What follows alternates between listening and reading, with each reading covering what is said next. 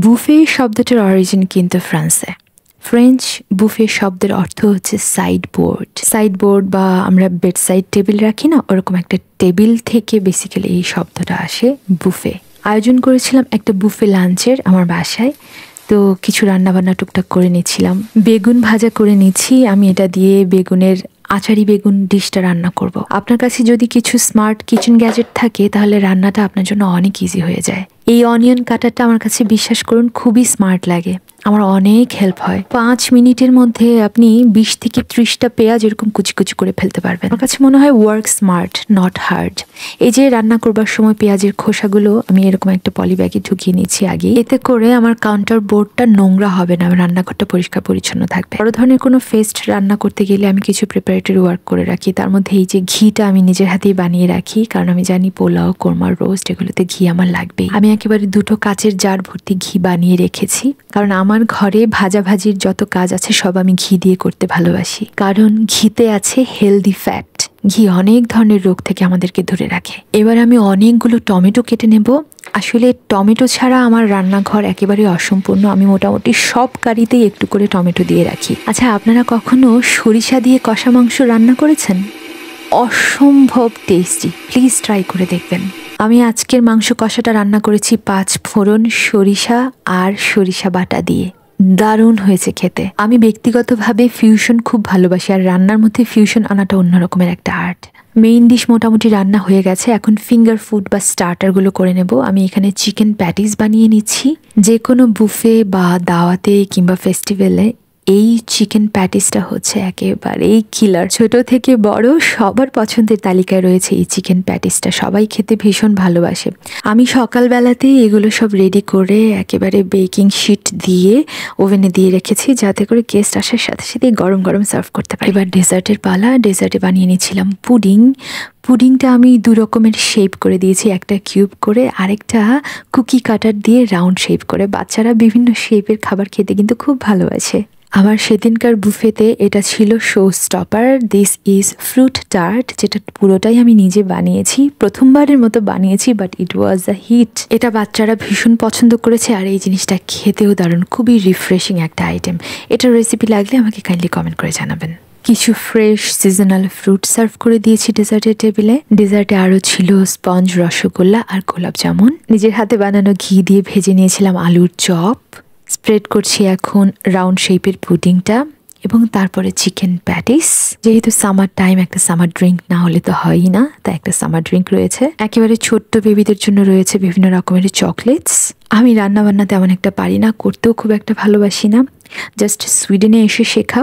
আর table স্প্রেডও আমি আমার সাধ্যমতো করবার চেষ্টা করেছি, তবে শেখার তো কোনো শেষ নেই ডেফিনেটলি। আজকে বেসিক্যালি বুফে টেবিল স্প্রেড ছিল, সো স্টার্টার, মেইন কোর্স এবং ডেজার্ট সব আমি একসাথে বুফে স্টাইলে সার্ভ করেছি। মজার ব্যাপার কি জানেন, এই বুফে টেবিল স্প্রেডটা বেসিক্যালি পপুলারাইজ করেছে সুইডিশরা।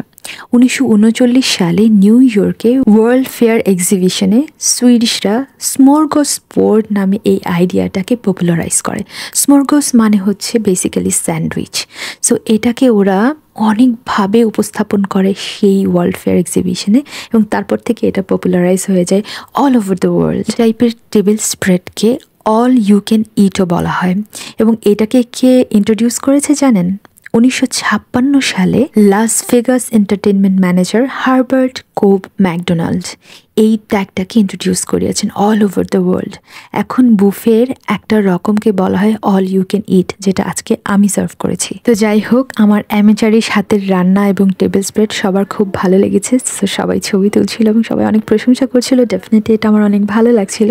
আপনি যখন অনেক ভালোবাসা নিয়ে, অনেক শ্রম নিয়ে কোনো একটা কাজ করেন এবং সেটা যখন সবার ভালো লাগে, সবাই খেয়ে মজা পায়, তখন কিন্তু হোস্ট হিসেবে ভীষণ স্যাটিসফাইড মনে হয় যে yes, I have done it well.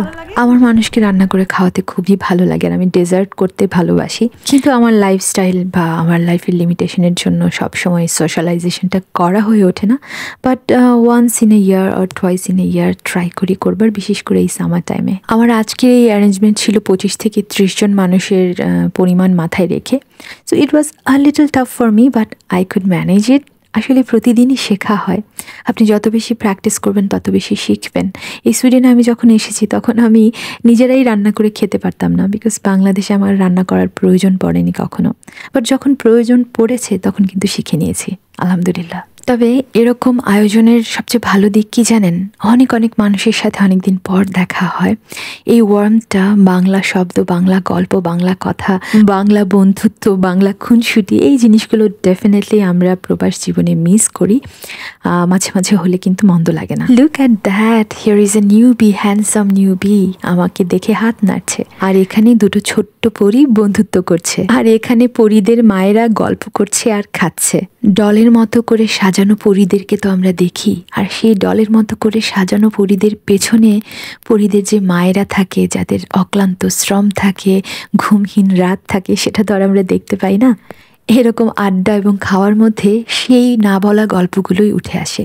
বোঝা যাচ্ছে যে রসগোল্লা বেশ জনপ্রিয়তা পেয়েছে, ভাইয়ারা রসগোল্লাটা বেশ পছন্দ করেছেন। মোটামুটি এটা একটা হ্যাপি হোস্টিং ডে বলা যায়। আর এই যে এখানে আছে দুটো পরীর ছানা, তারা কিন্তু ঠিকই বন্ধুত্ব করে নিচ্ছে এই ফাঁকে। প্রবাস জীবনের দাওয়াতের এগুলোই সুন্দর দিক। এই যে খাওয়া দাওয়া শেষ হলে মায়েরা সব মিলে গল্প করছে, বাচ্চারা একসাথে খেলাধুলা করছে, ভাইয়ারা সব মিলে অনেকদিন পর একসাথে বসে আড্ডা দিচ্ছে।